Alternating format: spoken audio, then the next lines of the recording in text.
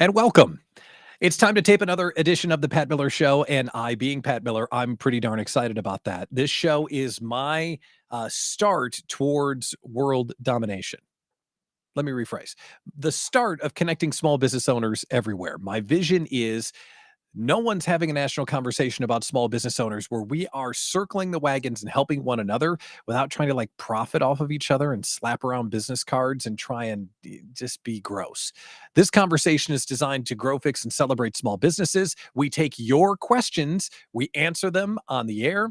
We also celebrate your wins. So I want to show you one thing before we start the show here. If you go to this link right here that's on the screen, we're looking for one more caller today that might have something to ask or a celebration to share. Go to that link. You'll pop up right inside the on-air studio, and we'll make you a part of the show.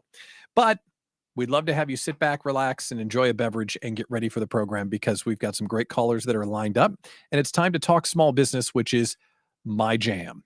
So with that, let's start the show. You ready? You ready? Okay, here we go.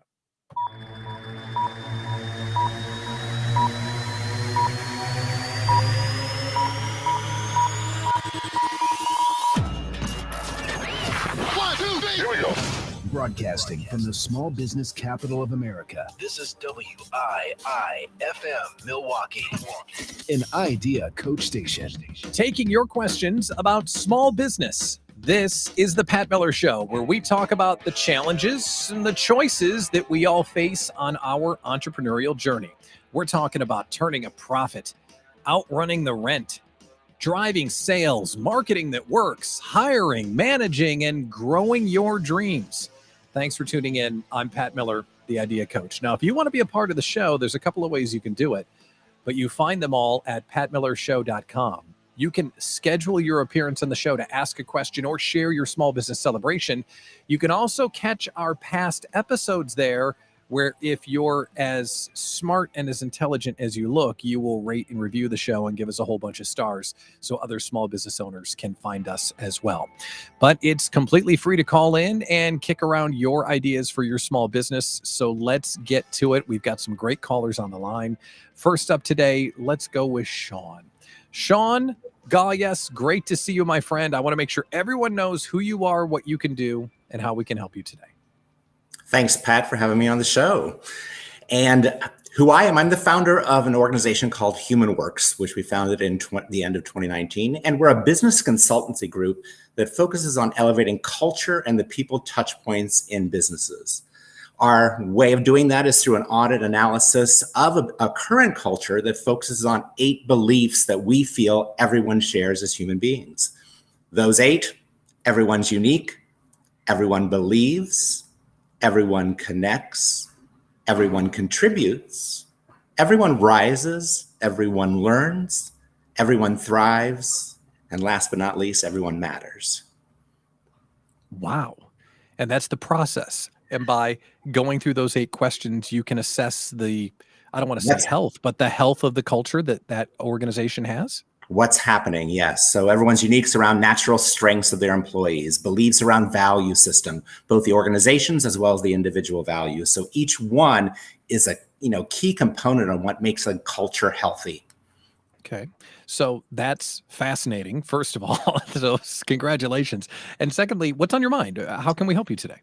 Well, being an upstart startup organization and an organization that's learning how to grow and become better. My question for you is, how does an organization like HumanWorks best show value when we're a professional service practice in what we're doing too? So we're doing some unique things. We make pitch conversations really a learning experience. We have free experiences where people can sort of try us out. Of course, doing speaking engagement referrals. But I thought through your background and interaction with businesses, what's the best way for an organization that is a service practice to show value? Sure. The best way is to be really clear on what that is. The second best way is to be really unique, so you do something that no one else does. And the third and most important way is to get after their biggest pain point and show how you make it better. So what is the benefit of having a healthy culture? We're going to find this here. So this is a company that's doing great. It's healthy. Why is that good? Why is that good? Yeah. What's the big benefit of having a healthy culture? what it's bottom line really for any business. Your culture is your people are what's driving and the most important part of how you make money, what is impacting your bottom line. So what we try to do is really put emphasis on that, and we drive everything back to that. Anything we do is tied back to how to make the business better, healthier, as well as trying to sort of impact not only the employees internally, but how are you trying to impact customers and the people that you're trying to reach to. So I think that could be said in two different ways. Mm-hmm. If having a healthy culture drives the bottom line, Mm-hmm. it can drive the bottom line in two different ways. It can help us gain on the top end because we perform well, and it mitigates loss because no one wants to leave. And the overall cost of people leaving an organization because the culture is terrible is so expensive for business owners. So expressing those two ways that we get around, we improve the bottom line in two ways. We help make it more money by making sure that everyone's performing at their best, and we stop the drain. Like I could see you having we're plugging the drain of people leaving the organization.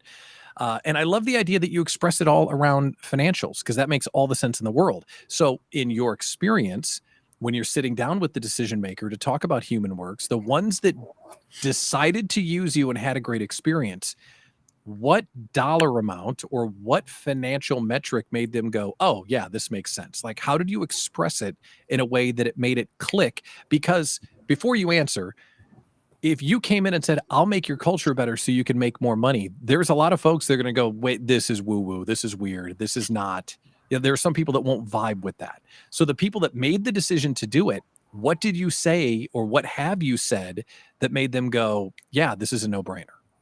Well, and it's all around that second point. I like how you said top end and then mitigate the loss. It's really that mitigate the loss, Pat.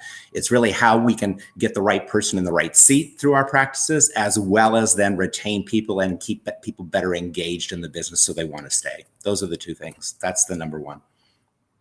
And it's tough to sell when you're mitigating loss, right?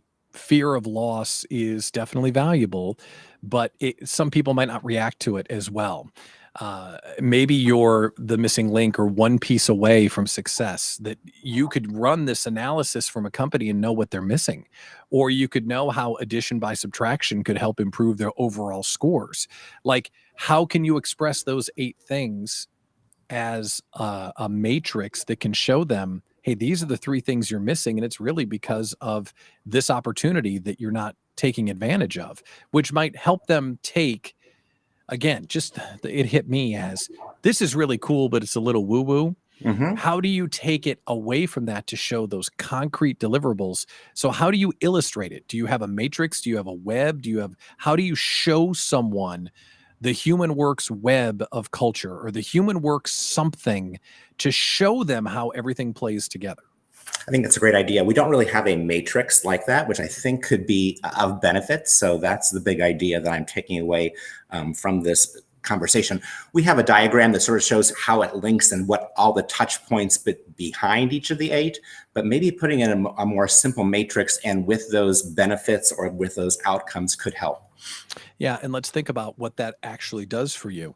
It could help stimulate a visual person who can't conceptualize the emotional intelligence of these 8 different things all at once. Mm-hmm. And if you continue to drive things through a dollar and cents conversation, you could make sure that an analytical person would be stimulated by showing how much better they could do if they fix these problems. And then, of course, the folks that are with it and they understand what you're saying from the word go, they'll resonate with you anyway. Right. So fantastic. Yeah, I like that. Let's split those things into 2, but I'm really curious about how we could express those 8 factors as one graphic. Because if you can show you're green in all these areas, but here's a couple of areas where you're red, I think you might be onto something. And it definitely is something that could, if you get that right, and you could come up with your own index or health score, the other thing that it would do is that it would help you show improvement. It would help show your value more than just the bottom line. It would show, here's how much healthier we are based on this index that you've created. So additional scoreboards are never a bad thing. And also having more ways to show proof of performance, those things always work as well. but it's a really cool business. And I had the chance to learn a little bit about HumanWorks and what they're up to. I appreciate Sean from calling in today. They've got something really good going on. So Sean, HumanWorks, thank you so much for the call today. I really appreciate it. That's what we do here on the Pat Miller Show. We're taking your questions about small business. We've got room for one more caller today. If you want to jump in, the link is on the screen. Up next, we've got a question about the big Facebook outing. You know, yesterday, Facebook went down for 5 hours. Well, there's one listener of the show that they were out of business for a few hours, and they want to know more about it. We'll hit that question next on the Pat Miller Show.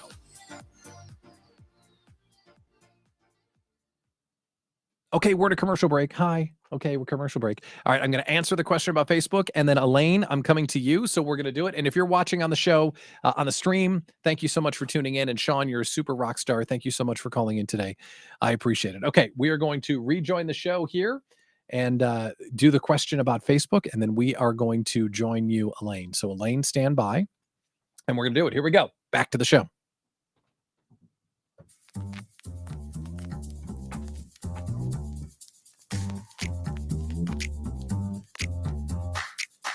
Welcome back to the Pat Miller Show, which is presented by Quick Trip, Bank 59, Serendipity Labs, and the Idea Collective for small business owners. Ironically enough, I'm Pat Miller, the Idea Coach. I'm the guy that does the thing. So thanks for tuning in. On this show, we take your questions, and we're talking about small business. We also love to hear those small business celebrations. So if something good has happened to you in your life, hit the link that's on the screen. We'd love to include you in the conversation. Yesterday, some big things happened. Well, to be precise, some big things didn't happen because Facebook, Instagram, and WhatsApp all went down. We've got a question today talking about what happened and how they can survive something like that better in the future. So here's the question. My business gets most of my leads through Facebook and Instagram, and yesterday there was a major disruption. That's being kind, by the way, a major disruption. I couldn't access the Facebook group where a lot of my followers are located. What would you recommend doing to prevent this from happening in the future? Well, did you notice, first of all, when Facebook went down yesterday, Twitter's traffic went bananas. LinkedIn also saw a big traffic spike. So that's the first thing. So people didn't stop using social media when it went down. They just went other places. But the question is, how do I rely less on Facebook? And the answer to that is, if your business is using Facebook as your source of leads and the place where you find all of your audience, you're renting your business. You don't own it. You just don't. Facebook groups are great. The Idea Collective has one. We have almost 1,000 people in it. Love those people. But at any moment and at any time, Facebook could just say, blip, sorry, you don't have a group anymore. Or, hey, you've got to pay me to keep your group. Or, I don't like that link, so I'm not going to show it to your fans. Facebook does this stuff all the time. Same with Instagram and other social media sites. So how do you get around a Facebook outage? There's nothing you can do, right? Because it's like kind of a global thing. But what you can do is start owning your audience. And there's only a few ways to own your audience. One is to build up relationships that are so good you could just pick up the phone and call them, right? That's super important.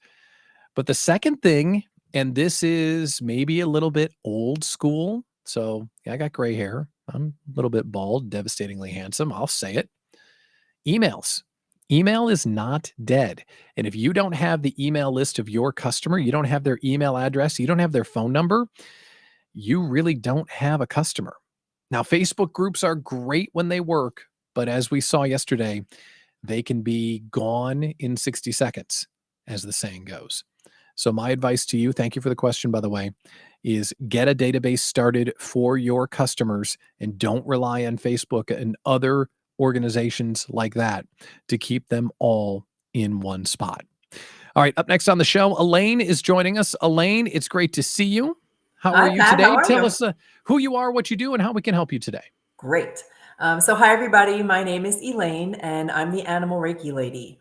I am an Animal Reiki Master, which I know will bring up some questions right away. But I'm an Animal Reiki Master, and I teach people how to use the system of Reiki in order to help heal animals. Wow. Now, I've talked to thousands of small business owners, thousands, literally thousands. I've never heard that before. So first of all, I'd like the little curiosity bone in me is going, "Why, you got to know what that is." So please help me understand. I got the animal part. I got the master part. Explain the Yep. Reiki healing part, because that's where you lost me a little bit. Okay, got it. And that's where I typically lose everybody, which is part of my question. So, Reiki is a Japanese system for stress reduction. It's about stress reduction and rebalancing so that when we experience illness or injury, it helps us to heal quicker when we can balance our body. So, humans, we do it by touch. We're very comforted by touch, and it's just a series of hand placements that help someone relax and be calm and let their body do what it naturally does. Animals, it's a little bit different, specifically because I work primarily with those who have been abused or neglected. And sometimes the last thing they want is a human to touch them. So we teach techniques that allow us to connect with an animal in such a way that we can help them rebalance and help them calm and help them release their anxiety. And now after 2020, their isolation, so that they can also heal from illness and injury. Think about when you take your pet to the vet, and even if it's just to get a nail trim, some dogs, some cats, it's almost impossible to do. And so we can help them relax and calm down before they even enter the veterinarian's office so that they can, That's feel about the better. coolest thing I've ever heard. That's incredible. Well, thank you for sharing that. Okay, so you have a Sure. question. How can we help you? What's I on your mind? do. So I teach this, and I have a series of online and in-person classes. I've been teaching it for 3 years now. And I generally, on average, get about 6 to 8 students in every class. And I teach probably 10 courses every year, 6 to 8 students in a class.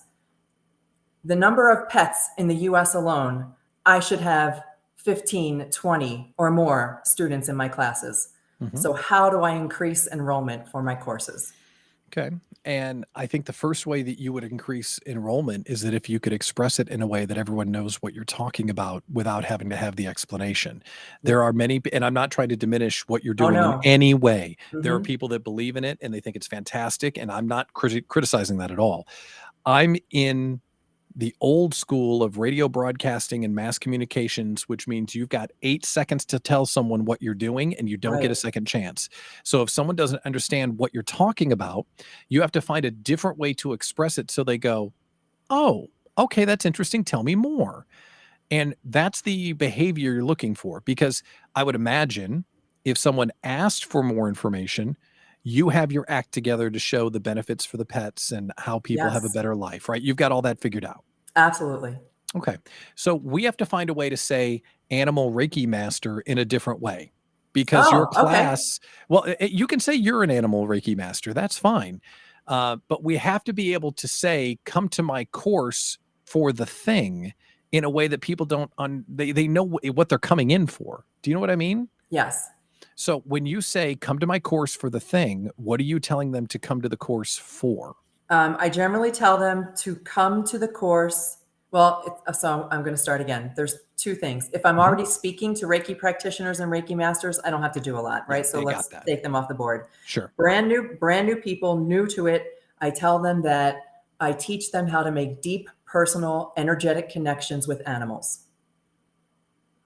Okay. That's good. How can we say that simpler? Okay. Oh, How how can we would I say say that? how can we say that simpler so someone who has a dog says, "I want that." And you're exactly right when you said anyone that understands Reiki already, don't talk about them right now. You've already Right. got the 6 to 8 Yep. people coming 10 times a year Right, who already get it. exactly. We wanna reach everybody else that doesn't get it.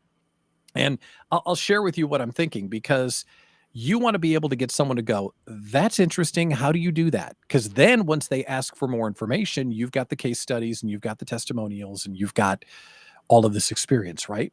Yes. So what, again, I mentioned I'm kind of old school, so forgive me, but you want to get them to stop scrolling. You want to make them go, "What?" So then Uh-huh. you can explain it. And one thing that happens, and maybe this happens to you, this happens to me, is I over explain and I try and stay too technical sometimes. Mhm. Like I want to show someone how magical this thing is and I don't get their attention first. So the thing that I'm thinking is, hi, I'm Elaine. Come to my course and I'll teach you how to talk with the animals. What? What do you mean talk with the animals? Yeah, we talk to our animals through touch. It's the only way they understand us. Something as simple as that, because then they'll go, okay, tell me more. So if you said to someone, talk to the animals, and they said, okay, that's interesting. How? What would you say? Because I'm sure you'd be right there with the answer. If someone said, okay, I want to talk to the animals, how do we do that? What would you tell them? I would tell them that I would teach them how to quiet their mind in order to make that connection. See, I want to over-explain though, Pat. I want to go into the fact that we are so stressed as human beings, and we stress our animals just by being stressed ourselves. Yeah. And if we can just learn how to quiet our mind, even for a minute, we can make that kind of healing connection with the animals, with our pets, with our dog and our cat. And imagine a world where just by petting them in a certain way or touching them in a certain way, they would know how much you care. They would be calmed and comforted. Because if you think about a pet owner or a potential client, anyone that would come take a class, if you could literally teach them to talk with the animals, they would do it. But if we keep it that simple by saying, do that. Right? Of course you can. Because here's the thing. When you get their attention and they come, at the course, you'll teach them all the goodies. But while they're in the consideration stage, you can overwhelm them with how smart and magical you are. You don't want to do that. You want to focus on what's in it for them, and you want to focus on what the transformational outcome is. And what's in it for them would be, what if your dog or cat could know exactly what you're feeling by the way that you touch them? And what if your dog or cat could be comforted and caressed in a way that they would know that they mean something to you? So, I mean, these are huge outcomes, but you never said Reiki once because no one cares. Yep. Pat, you nailed it. I'm writing all this down, and I'm going to go back and I guess you're good at this. I'm going to go back and rewatch this. Yeah, we try. A blind squirrel finds nuts if they're petted the right way, right? Is that how it works? That's good. Elaine, I'm telling you, that is the coolest business I think I've ever heard. And I am so grateful that you called in today to share it with us. We'll make sure that we put a link to Elaine's business on the podcast episode when we put this out at patmillershow.com. All right. Well, that was fun. We had a call about Facebook going down. We talked with the animals. We learned how to make everyone's culture better. And in case you can't tell, I kind of enjoy doing this show. So we might have to keep on doing it, because I believe if you're listening to the show, you might have gotten something out of the conversation, or you might have something that you want to contribute. But at the bottom line, every small business owner is on the same journey. We are all trying to grow our dreams. And if you want to be a part of that every day, you might want to check out the Idea Collective collaboration community for small business owners. We are an international group, kind of like a small business chamber, but we're worldwide, and we're all working and co-working together. We'll tell you more about that at patmillershow.com. I'm Pat Miller, the Idea Coach. We will be back with you again soon. Make sure you grab your time on our website, patmillershow.com, to answer your questions or share your small business celebrations. I'm Pat Miller, the Idea Coach. Thanks for tuning in. It's your dream. Don't grow it alone. Talk to you next week. Okay, that's how we do a show. Thank you, everyone, for tuning in. We appreciate it. We'd love to have you on a future episode of The Pat Miller Show. Elaine, stand by. I'll come by and talk to you in just a second. Thank you, everyone, and we will see you again soon. Bye-bye.